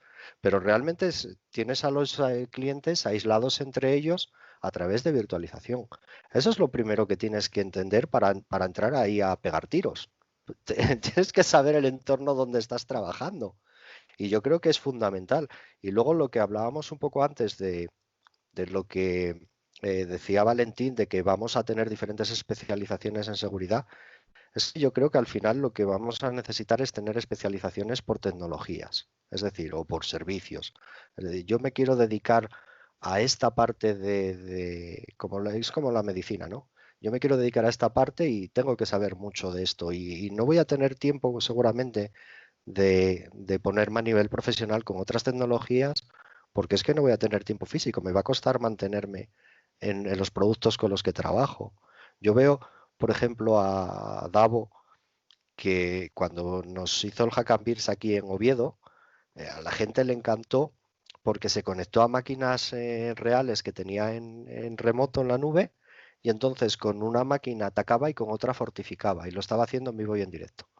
Entonces decía, bueno, ahora hacemos un nmap, lanzamos este comando y nos aparecen todos estos puertos, estos servicios. Ahora entro en el servidor, configuro este parámetro de este archivo de configuración, vuelvo a lanzar el mismo nmap y falla. Pero puedo lanzar este otro comando y entonces ahora vuelvo a ver esto, puedo atacar esto. Y entonces entraba en el servidor de... Pero claro, eso lo puedes hacer porque tienes un conocimiento muy profundo de tu entorno de trabajo. Y es lo que creo que vamos a necesitar. Vamos a necesitar especialistas muy buenos en cada cosa, igual que un poco con lo mismo que se hace un poco con los libros de Zero X War, ¿no? Tienes el libro de Hacking Windows, tienes el libro de Hardening Windows, tienes el libro de Hardening Linux, tienes el libro de iOS, tienes el libro de tecnología web, de SQL, y yo creo que tenemos que ir a eso. Y luego el que tenga tiempo para más y tener 2 o 3 ámbitos, pues será como el médico que tenga 2 o 3 especialidades. Yo hablando con algunos compañeros, cuando hablo o cuando veo a Pablo, yo siempre lo digo a la gente, cuando a lo mejor estás dando un curso y tal, digo, sí, sí, yo conozco a Pablo González. De hecho, yo lo odio a Pablo González, porque nos deja fatal a todos. O sea, este chico, yo no sé si se desdobla o cómo hace para trabajar, porque Pablo trabaja en una empresa, no sé si lo sabéis, aparte de todos los máster, las charlas, los libros, los cursos y todo, aparte de eso trabaja. Entonces, claro, cuando ves gente así dices, bueno, pues si Pablo me dice que está especializado en 50 cosas, pues le creo porque sé que rinde más que los demás. Pero yo, por ejemplo, a mí me cuesta mantenerme actualizado en un par de cosas. Yo no sé si os pasa a vosotros que yo soy informático antiguo del 96, de cuando programaba en C en lápiz y papel, y los exámenes los de programación los entregaban en lápiz y papel. Me acordaba mucho de todo esto cuando vi el último encuentro con vosotros aquí y estaba escuchándoos de cuando estudiaba y digo, "Ay, yo es que tenía que haber estado en esa charla, fue buenísima". Y claro, y yo cada conocimiento que me encuentro en la red lo atesoro y me acuerdo que veía, pues este PDF me lo guardo, este laboratorio me lo guardo, este enlace, esta página. Y ahora te vas dando cuenta de que muchas veces guardas información que llega un momento que casi ni miras o no tienes tiempo de mirar o cuando ya la vas a mirar ya se pasó de moda y no te sirve para nada porque está totalmente obsoleta. Es decir, que esto avanza tan rápido y hay tantísima información que, que es muy difícil el mantenerte o el tratar de mantenerte actualizado en todo o en una tecnología muy amplia. Es muy complejo, ¿eh? O a mí me cuesta mucho trabajo, ¿eh? Sí que es verdad que cada vez tengo menos memoria. Estoy más viejo. Tienes que tener una base como el médico de familia, de cabecera, y luego pues tener una especialización pues en ataques o en hardening, lo que tú veas. Y sobre todo, como tú dices, la edad va pasando y cada vez nos cuesta más. Los que tenemos la espalda que yo la tengo, digo, si antes me tiraba toda la noche ahí programando pin, pin, pin con 20 años, y ahora llega a las 10 de la noche y digo, eh, eh, como la batería del móvil, que ya se ha ido. Ya no, no sé qué, por eso digo que no se nota. Pero bueno, al final esa ilusión, esa pasión hace que, aunque sea, aunque te tarde más tiempo, aunque tarde más tiempo en aprenderlo, pero eso hace que salga adelante, que sigas y que te mantengas un poco actualizado. Yo siempre lo digo y hablando con Borja Merino, eh, yo admiro mucho a los investigadores, porque el pasar muchísimo tiempo para descubrir una pequeña vulnerabilidad, para descubrir que se puede romper esto de esta manera, para averiguar que este protocolo y sobre todo les doy mucho las gracias porque aparte de dedicar todo ese tiempo, luego lo comparten. Sí, Entonces, yo muchas veces, toda la gente que son investigadores y toda la gente que produce software, que genera herramientas, siempre les estoy dando las gracias. Porque a otra gente como nosotros, que quizás tenemos un perfil un poco más amplio porque abarcamos o queremos tratar de abarcar más tecnologías, podemos hacer eso gracias al trabajo que otros nos regalan. Gracias a que gente publica libros, hace investigaciones y publica libros, genera software que luego nosotros podemos utilizar, porque si yo tuviera que dedicar tiempo a esas investigaciones, a producir ese software, a generar ese software, al final no tendría tiempo de leer y de tratar de entender otras muchas cosas. Y es lo que me lo permite. Entonces, yo en ese sentido, a veces me gustaría, pues me encantaría ponerme con esto y tratar de romper este protocolo y tratar de... Pero luego al final no lo haces porque es que no tienes tiempo. Tendrías un coste en tiempo, en dedicación tan grande que te quitaría de hacer muchas otras cosas. Entonces, por eso la gente que se dedica al tema de investigación, que luego lo comparte en charlas, que lo comparte en libros, que lo comparte en PDFs, me parece que hay que estar constantemente dándole gracias. Y a la gente que fabrica herramientas lo mismo. O sea, la gente que fabrica herramientas ya es como el siguiente nivel. ¿Sabes? Cualquier persona que te fabrique, por pequeña que sea la herramienta, te fabrica una pequeña herramienta para hacer esto, para hacer aquello y la comparte con la comunidad, a mí me parece de quitarse el sombrero. Precisamente por eso, porque al final pues el tiempo es muy limitado son cosas que llevan mucho tiempo y que muchas Hay una veces... cosa. Perdón, Ángel, sigue, Dime, ahora te cuento. No, sigue, ahora te cuento. dime. No, que hay una cosa que yo creo que valoramos y con el paso del tiempo, ¿no? Que es el tiempo. Cuando, que es un Claro. concepto que cuando uno tiene pocos años, como decía Valentín, cuando tenía 20 años él programaba por la noche y se pegaba ahí por la noche y tal. Y cuando ya tienes una edad, que bueno, todos nosotros somos muy jóvenes, pero, pero no, en serio, cuando llegamos a una edad, vas teniendo una edad y vas cumpliendo, coges responsabilidades, tienes otro tipo de responsabilidades, tienes otro tipo de vida y el tiempo empieza a escasearte, ¿no? Y también el tiempo, ya lo decían, ¿no? El tiempo es relativo. Empiezas a ver como que el tiempo pasa más rápido, ¿no? Y dices, hostias, esto yo antes veía que llevé más tiempo para aprender y más tiempo libre y eso empieza a escasear. Y es el bien que nosotros realmente echamos en falta, ¿no? Que No, empezamos a echar en falta. pero Pablo, de verdad, tú no lo sabes todavía, pero que de verdad que pasa más rápido, yo te lo puedo atestiguar. O sea, que sí que es cierto, o sea, de verdad que yo de repente en febrero agacho la cabeza porque tengo un pico de trabajo y cuando vuelvo a levantar la cabeza estamos en junio. Que sí que, que pasa más. Yo creo que se te complica más la vida. Y se te complica más la vida, pues, por muchos motivos, ¿no? Entonces, según vas creciendo, según vas avanzando, pues sueles tener, pues, muchos casos, pues, más cargas a tu alrededor o más responsabilidades. Lo ves de otra manera también. Y Y sí que quizás lo que yo sí veo es que muchas veces la gente que estamos en esto, me imagino que también en otras profesiones también pasará, ¿no? Pero la gente que estamos en esto, incluso con los años, seguimos manteniendo la ilusión y eso está muy bien, está muy bonito. Que la gente, ves gente que van pasando los años, que tiene muchas responsabilidades, que quizás no puede dedicarse a publicar en un blog o a ir a charlas o a tal todo lo que quisiera, pero sí que sigue manteniendo la ilusión por esto, por aprender cosas, por ver qué se está haciendo, por muchas veces vas un poco cediendo el testigo a gente más joven, que bueno, ese es otro diálogo, es otro tema, porque yo ahí me falta un poco de gasolina, ¿eh? Yo me gustaría desde aquí animar a la gente joven a que, a que sea más cañera, a que publique más, a que sea más pública, a que investigue más, a que... Hombre, yo entiendo que no es lo mismo dedicarte a andar rompiendo cosas ahora que andar rompiendo cosas hace unos años. Ahora seguramente tiene más repercusiones en todos los sentidos, legales, económicas, pero no sé, creo que hace falta gente joven, ¿eh? Sí.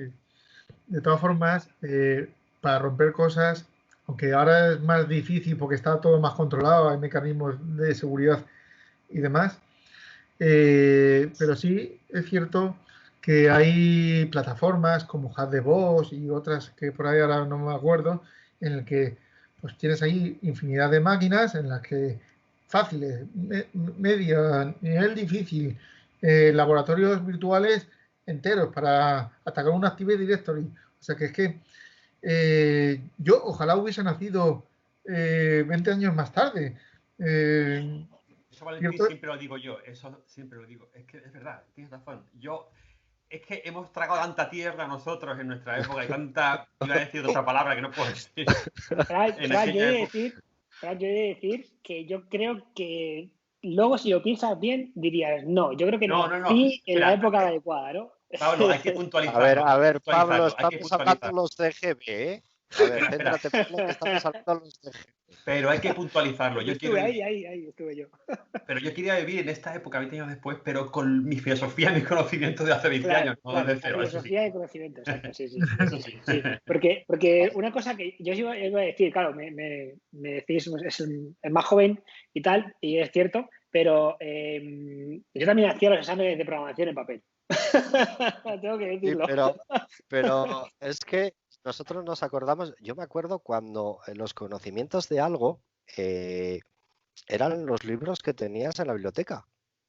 ¿Sabes? Yo quiero saber de esto y te ibas a la biblioteca y te decían, hay 3 libros y no Sí, sí. tenías otra cosa, no tenías, ¿sabes? No tenías más. Si luego Tenías que tenías la pegarte, ¿no? suerte de que, Pegarte por conseguirlo, porque te los claro, tiraban los pero compañeros y no, ya no los veías. claro, pero y si luego, por ejemplo, tenías la casualidad de que conocías a alguien que sabía del tema y podías ir a una clase, podías asistir, podías hablar con esa persona, todavía ya era la risa.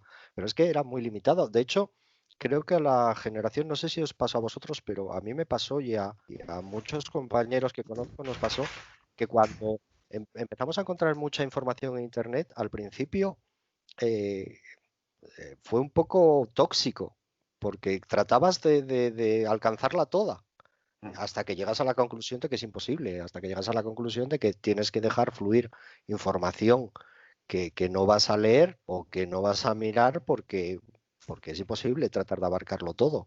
Pero es que nosotros veníamos de eso, veníamos de cuando te gustaba algo y querías aprender de algo, dominar todo lo que tenías a tu alcance de información sobre ese tema. Y claro, ahora con Internet es imposible. Pero yo creo que volviendo un poco al tema de los jóvenes, es que ahora nos encontramos con el caso contrario. Tienen acceso a toda la información, ahora está más fácil que nunca y quizás no se parece que no lo valoran tanto. Sí, es que Eso, hemos hablado también de ello en encuentros anteriores, sí, ¿no? El tema sí, de la sí. sociedad. Me gustó mucho el término, no sé si fue Carlos, creo que fue, ¿no? Carlos García, creo que fue el que puso el término de sociedad de la inmediatez. No sé quién fue lo de, bueno, comentaron lo de la sociedad de la inmediatez, vivimos en eso, ¿no? Bueno, jóvenes y no jóvenes, o sea, gente también que se ha empezado a acostumbrar a que todo tiene que ser inmediato, de que si estudio, me meto en un máster de ciberseguridad y cuando salga ya tengo que ser, y es como, no, o sea, te están dando unas herramientas para que tú también puedas construirte, es verdad que los conocimientos, vas a tener conocimientos, pero esto es una carrera de fondo, como hemos hablado muchas veces, ¿no? yo siempre me gusta decir, ¿no? Lo de no hay inmediatez, hay esfuerzo, ¿no? Lo que hay detrás, no es una cosa de que puedes estar mucho tiempo y te tiene que gustar. Y en eso todos estamos de acuerdo. Todos creo que los que estamos o los que vamos a las conferencias y nos juntamos como en comunidad, etcétera, hablamos de pasión y la motivación y lo que nos mueve y nuestro motor es la pasión por algo, ¿no? Totalmente, Sin eso no. Y eso a veces se pierde, ¿no? Y cuando hablamos de inmediatez y hay gente que dice, necesito necesito aprender de esto porque tengo que cambiar de trabajo. Y dices, bueno, vale, te gusta esto, te motiva, te apasiona, estás dispuesto a emplear más tiempo en vez de ir a tomarte las cañas que decía Ángel, estás dispuesto a durante un tiempo las cañas las dejas fuera y te vas a estar aquí haciendo. No. O sea, y hay gente que te encuentras y dice, no, esto no, yo quiero de 9 a 5, ¿no? Y dices, sí, pues. Una pena. Esto no funciona así, no es que nosotros lo digamos así, es que no funciona así, no es que lo digamos nosotros, es que no es así. Sí, yo fijaros, os voy a contar una historia de viejunos muy rápido. Yo me crié en la era del Spectrum, ¿no? Y yo me acuerdo que con el Spectrum lo que hacíamos era jugar, no hacíamos otra cosa que jugar. Pero un día descubrí la palabra Poké, ¿te acuerdas del Poké, no? El famoso Poké, que era para ponerte vidas infinitas o cosas así. Pero un día alguien, no sé, yo soy de Cádiz, yo nací en Cádiz, yo he vivido en el puerto de Santa María mucho tiempo. Un amigo mío del puerto, no sé si fue Rafa o fue otro compañero, Rafa Tuchotrón, que aún estamos con Ciberades, ¿no? Llevó un día al colegio un libro sobre el Heinz. Heinz era el desensamblador de Spectrum de la época y ahí te explicaba lo que era el Poké. Y eso cambió mi vida. Claro, eso fue aprender ensamblador del Spectrum, ya te abrió otro mundo, pero lo que quiero decir es lo complicado que era conseguir información en aquella época, porque era un libro en inglés fotocopiado que alguien no sé cómo lo pasó por algún lado y iría a Londres, y lo traía de Londres, y ese libro yo dormía con él, o sea, dormía en la cama conectado conmigo, porque era algo impresionante el mundo que me abrió. No, pues esa pasión, no, esas ganas de aprender con algo nuevo, veo que se pierde ahora. La gente colecciona información, como tú decías, Ángel, la gente tiene acumulado PDFs que no lee en la vida o libros que no lee, y hay que retomar esa imagen de decir, quiero aprender desde cero las cosas, porque como tú antes has dicho, Ángel, que es también muy importante, aprender el protocolo, cómo funciona desde cero, es básico para después aprender cómo defenderlo o cómo atacarlo. Si no sabes cómo funciona, nunca vas a saber ni cómo defenderlo bien ni cómo atacarlo, ¿no? Con lo cual, aprender desde cero las cosas y parar un poco esa inmediatez, ¿no? Las ganas del millennial, ¿no? De decir, yo quiero todo ya al mal momento, ipso facto, pues eso convendría relajarlo y decir, antes aprende cómo funciona y después ya avanzamos, ¿no? Creo que ese es el mensaje, vamos. Tengo ahí un disco duro ahí externo de, esto mola, me lo bajo. Hacking no sé qué, hacking no sé cuánto, securización de no sé qué. Tengo ahí, digo, y luego dices, ¿y lo he utilizado? Pues no. Pero ahí está, por si alguna vez me aburro y quiero cambiar de... No. Hay que ser consecuente de el nivel en el que te encuentras, puede ser mayor o menor, y decir, estoy aquí, vale, pues como estoy aquí, a partir de ahí quiero aprender poco a poco. No se puede dar un salto de gigante, porque, bueno, sí, los hay, los grandes genios y como Pablo, y luego ya, pues, los mortales. Pues, no. Que me sonrojas, Valentín, no te invito más. Pero, ¿os acordáis cuando se publicó el código de Zeus? Aquello fue un escándalo y de repente todo el mundo buscando el código de Zeus para descargarlo porque aquello que luego había la gente que era apocalíptica que decía que iba a ser darle herramientas a la gente que hacía malware y todas estas movidas. Y claro, es que era así, pero yo creo que pasamos un poco de lo que antes era un ambiente de estudio donde teníamos mucha menos información, donde todo era muy académico y donde a lo mejor quizás faltaba esa visión del hacker, ese pensamiento lateral, esa manera de romper el protocolo, que muchas veces los que rompían ese propio protocolo eran gente con una base brutal, con una base técnica, con un conocimiento enorme. Eran grandes ingenieros del MIT eran los propios desarrolladores del ejército, y toda esta gente era la que de repente tenía la genialidad de decir, oye, si lo hacemos de esta manera, pues solucionamos el problema. Y yo creo que ahora estamos un poco pasando al lado contrario, o se pasó un poco al lado contrario. Queremos esa inmediatez del pensamiento lateral, pero no queremos fumarnos el tema de la base académica, del echarle horas, del echarle callo, y yo creo que es un poco el alternar entre las dos cosas, porque al final si tienes un conocimiento muy riguroso, muy estricto, pero no te sacan de ahí y tienes la mente muy cuadriculada, pues eso muchas veces tampoco nos soluciona nada. Yo creo que es un problema que tenemos actualmente en muchos ámbitos, ¿no? Sí, sí. Ahora se está hablando en las empresas que lo que quieren las empresas muchas veces es gente que tenga esa capacidad de imaginación, que tenga esa capacidad de pensamiento lateral, solucionar problemas, ver las cosas de otra manera, aportar ideas nuevas, algo más fresco, porque, pues, claro, tenemos una sobredosis de gente cualificada, entre comillas. Entonces, o si te quiero cualificar, la propia empresa puede decir, yo te cualifico, si ya te enseñaré yo lo que yo quiera que aprendas, pero quiero unas capacidades, quiero unas actitudes. Y yo creo que muchas veces lo que nos encontramos con la gente es eso, la gente que estamos en docencia, es que dices, es que no tienes la base. Pero lo peor no es que no tengas la base, es que no tienes la Que no tiene una actitud. actitud. Eso, claro.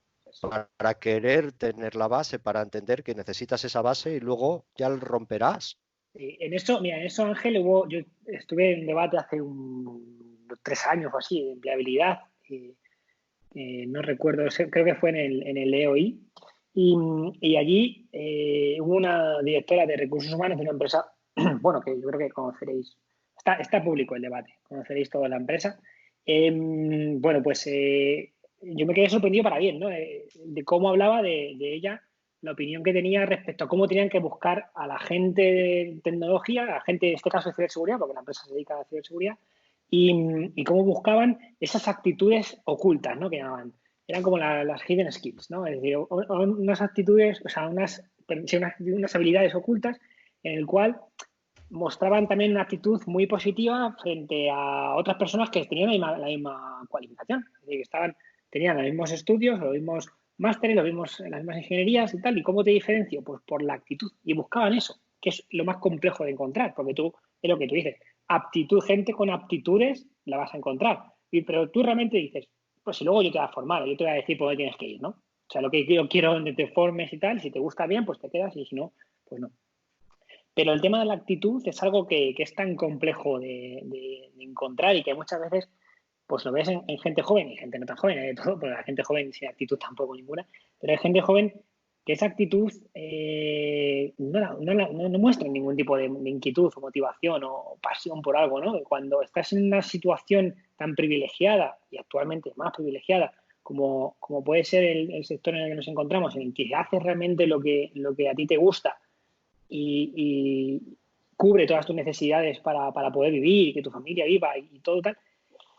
Cuando tú ves fuera, a veces vivimos como una burbuja, ¿no? Cuando tú ves cuando tú miras fuera de esa burbuja y ves la realidad en la que vivimos, que no nos vamos a meter ahí en temas sociológicos ahora y tal, pero cuando miramos fuera y decimos, joder, es que a veces somos también un poco, no nos damos cuenta de esas cosas, ¿no? De los privilegios y las actitudes, hay gente muy pasota, ¿no? Y no.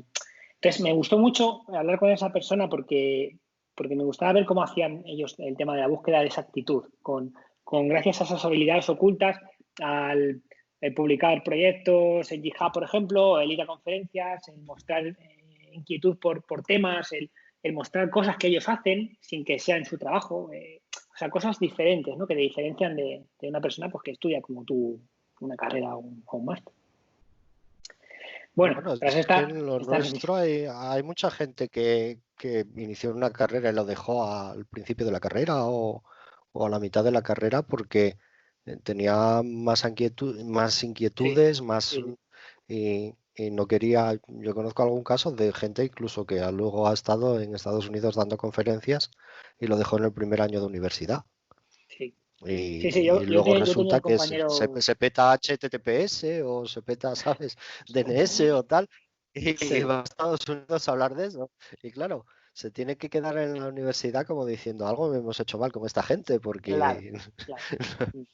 Sí, sí, sí. Es verdad que a veces también que la formación de abajo arriba, la formación más, digamos, oficial, también falla, ¿no? Y eso es otro debate que también nos daría para otra hora y media.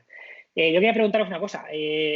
Bueno, ¿cómo os habéis sentido los dos? ¿Habéis estado cómodos? Ya hemos llegado al final del debate. ¿Se os ha hecho corto? Sí, se ha hecho corto sí, porque al final hablamos de nuestra pasión, de lo que nos gusta, y al final, pues, entre esto y bueno, quitando el fútbol, que habrá gente que no le guste o no le guste, o las mujeres, así siendo hombres o lo que sea, pero a nosotros nos gusta la seguridad, entonces qué mejor, vamos, que unas cervezas y seguimos hablando. O sea que no. Luego hacemos la versión privada, luego hacemos la privada. No, la verdad es que un placer, yo encantado. La verdad que no tenía el placer de conocer a Valentín y a Fran y tal, y bueno, como siempre, como encantado y disfrutando un poco, pues eso de compartir opiniones y experiencias con compañeros que siempre te aportan anécdotas, experiencias, puntos de vista, y yo creo que es un poco de lo que se trata. Es que lo válido, yo creo que una de las cosas que se ha demostrado, por ejemplo, también en el ámbito de la seguridad informática, que hace unos años, pues igual eran 2 o 3 las conferencias que teníamos por España y ahora tenemos muchísimas conferencias de seguridad, es eso, que tiene un valor el reunirse, el hablar, el aportar ideas, el comunicarnos. Y yo creo que esa idea se ha vendido también, que ahora muchas veces pues se meten términos de hacking para temas que no tienen nada que ver con seguridad informática. Todo el mundo hackea todo. Y yo creo que es precisamente porque la idea de la comunidad hacking o de seguridad informática y tal, hay muchas cosas que ha hecho muy bien y una de ellas es esa, compartir información, hablar entre compañeros, entre profesionales, entre apasionados y creo que eso nos ha llevado muy adelante a todos en general y creo que ojalá que otros profesionales de otros ámbitos tomarán quizás un poco la misma pauta que se ve en el hacking o en la seguridad informática, ¿no? Y se tuvieran placer por reunirse, por hablar, por compartir experiencias, no siempre pensando en el talonario, ¿vale? Porque hay cosas que luego si no nos salen y hay cosas que son muy bonitas y no tienes por qué estar pensando siempre en que todo tenga que cotizar o en que todo, sino que, bueno, a veces es avanzar un pasito hacia adelante. Entonces yo la verdad que encantado. Y bueno, a Pablo ya, que hoy es como de casa, pues ya nada. El placer es mutuo, porque Sí. yo a Ángel no le conocía. Bueno, a Fran sí te he visto alguna rute ahí donde los libros y demás. A Pablo, a Pablo no lo conozco. Eh, pero vamos, que gracias a eventos como este, conferencias y demás, pues entre todos compartimos nuestras vivencias, nuestros conocimientos y podemos hacer un mundo mucho más seguro. Yo creo que todos los que estamos aquí siempre tenemos la inquietud de cómo queremos que sea el futuro dentro de 10 años, cómo nos preocupa el día a día, nuestro círculo más cercano, familia, amigos que queremos y compañeros de trabajo, que queremos que todo esté, que den cada día un pequeño pasito en la seguridad. Ya no que tengan que saber, sino pues por lo menos seguir las indicaciones de los expertos. Y bueno, pues como siempre un placer y que me ha encantado, vamos, que muchas más. Bueno, pues daros las gracias a los tres, ¿vale? Por estar aquí. Fran es un fijo. Fran está ahí, lleva los 4 conmigo ahí. Y supongo que habrá un quinto, Fran. No, supongo que habrá un quinto. Veremos a ver la temática y los autores. Y nada, gracias a todos por vuestro tiempo y por vuestro humor, por vuestras experiencias, por todo lo que habéis aportado en el encuentro. Y nada, pues esperemos que pronto nos podamos ver ya un poco más cerca. Así que nada, un abrazo y Un gracias. abrazo. Muchas gracias. Hasta luego, un abrazo. Adiós. Encantado de conoceros. Igualmente. Venga, igual. Hasta luego.